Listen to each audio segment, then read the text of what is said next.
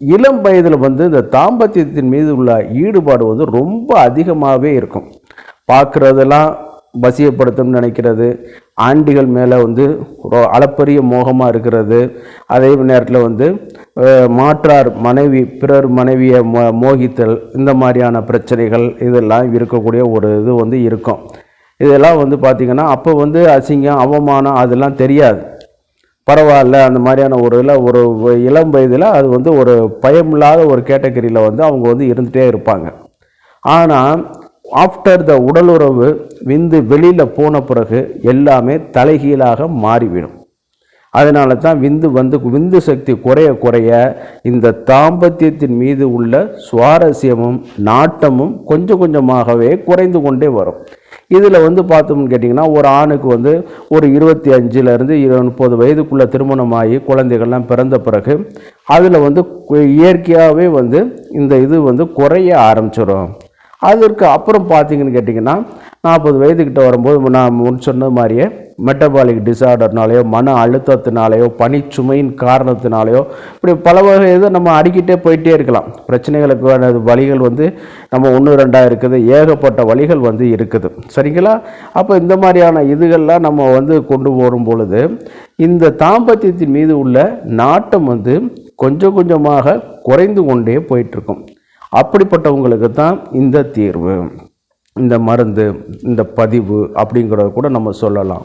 பொதுவாக அந்த காலத்தில் வந்து மிக எளிமையான உணவுப் பொருளை உட்கொண்ட நமது மூதாதையர்கள் வந்து 70லேருந்து 80 வயது வரை களவி இன்பம் கண்டு மகிழ்ந்து எந்தையும் தாயும் மகிழ்ந்து குழாவி இருந்தது இந்நாடே அப்படிங்கிற மாதிரி சொல்லப்பட்ட ஒரு நாடு இன்றைக்கி வந்து பார்த்திங்கன்னா இந்த ஆண்மை குறைவு, குழந்தை இன்மை, மலட்டுத்தன்மை, அதாவது விந்துவோடைய ஆற்றல் இல்லாதனால என்னன்னு கேட்டிங்கன்னா இன்றைக்கி வந்து பார்த்திங்கன்னா செயற்கையான ஒரு சில மருந்து மாத்திரைகளை பயன்படுத்தி இன்பம் காண்ற நிலைமைக்குள்ளே வந்துட்டாங்க.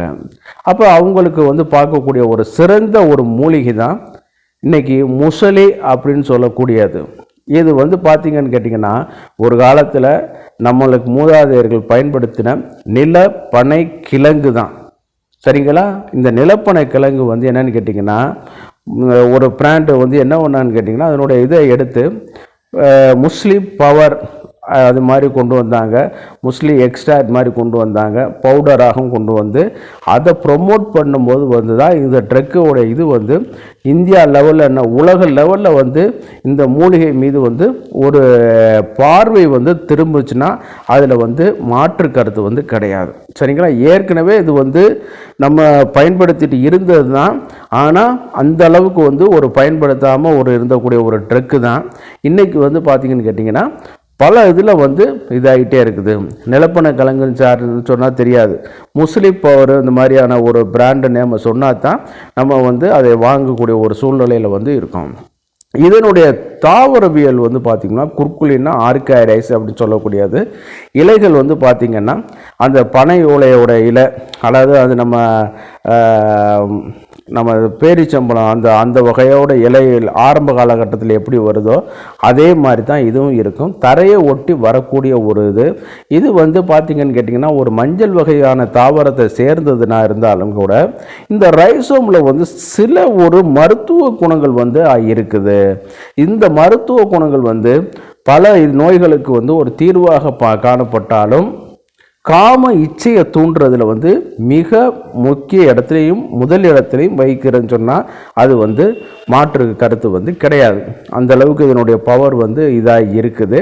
அதே நேரத்தில் வந்து காம இச்சையை வந்து தூண்டிக்கொண்டே இருக்கும் பொழுது வந்து கேட்டிங்கன்னா விந்தோட ஆற்றலை வந்து அதிகரிக்க வைக்கும்.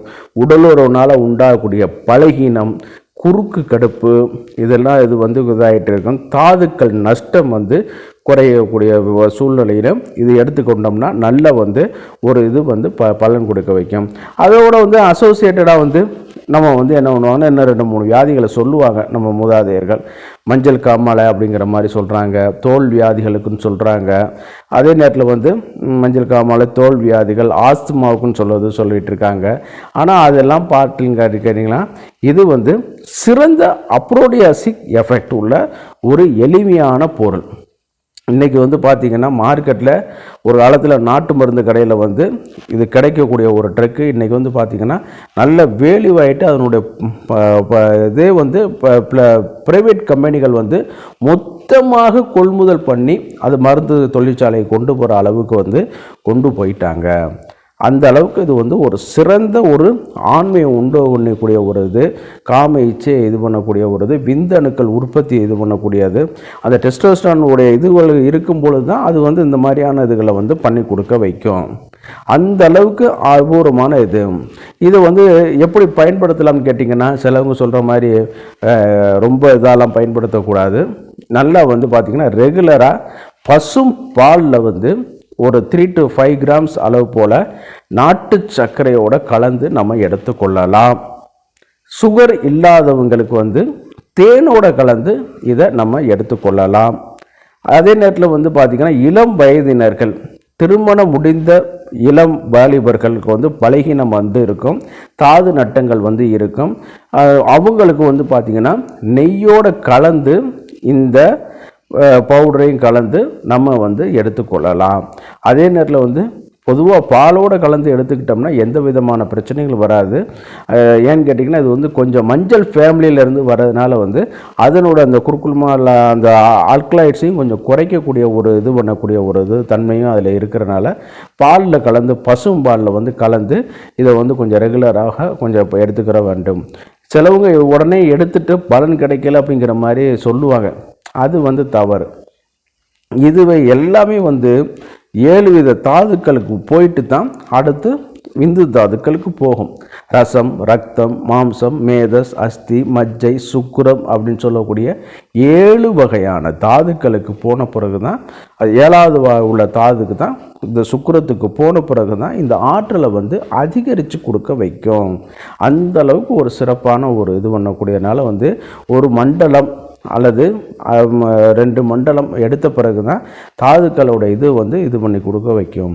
அதிலே உங்களுக்கு வந்து கொஞ்சம் கொஞ்சமாக வித்தியாசம் வந்து நல்லா கண்கூடாகவே பார்க்கலாம். இந்த அபூர்வமான மூலிகையை வந்து நம்ம வந்து ரெகுலராக பயன்படுத்துகிறதுனாலையும் தவறு கிடையாது. இது வந்து ஒரு ஃபுட் சப்ளிமெண்ட்டு தான். இப்போ வந்து பார்த்திங்கன்னா இப்போ மிச்ச ட்ரக்குகளை வந்து பார்க்கணும், சில நம்ம பேட்டன் ட்ரக்கு இதெல்லாம் பார்த்தோம்னா ரெகுலராக வந்து நம்ம பயன்படுத்த முடியாது. சில ஆயுர்வேதிக் ப்ரொப்ரியாரிட்டி, சித்தா ப்ரொப்ரியாரிட்டிக் மெடிசனே வந்து பார்த்திங்கன்னா நம்ம ரெகுலராக பயன்படுத்த முடியாது. ஆனால் இது வந்து நம்ம ரெகுலராக பயன்படுத்துகிறதுனால தப்பு வந்து கிடையாது. அதனால் நண்பர்களை நீங்கள் வந்து தாராளமாக நீங்கள் உணவிலையோ அல்லது நான் சொன்ன மாதிரி ஃபுட் சப்ளிமெண்ட்டாக பால் இந்த மாதிரி தேன் நெய்யிலையோ கலந்து கூட நீங்கள் இதை எடுத்துக்கரலாம். இதனால் உங்களுடைய ஆண்மை ஆற்றல் வந்து மிகவும் அதிகரிக்கும். காம இச்சையை தூண்டி உடல் உறவின் மேலே நாட்டத்தை வந்து கொடுக்கக்கூடிய ஒரு சிறப்பான மூலிகையாக செயல்பட்டு கொண்டு வரும். இந்த வீடியோ உங்களுக்கு பிடிச்சிருந்துச்சுன்னா லைக் பண்ணுங்கள். மறந்துடாமல் அடுத்தவர்களுக்கும் பலனுள்ளதாக இருக்குன்னு நினச்சிங்கன்னா ஷேர் பண்ணுங்கள். தயவுசெய்து சப்ஸ்கிரைப் பண்ணி எங்களுக்கு ஹெல்ப் பண்ணுமாறு மிக பணிவோடு கேட்டுக்கொள்கிறேன். நான்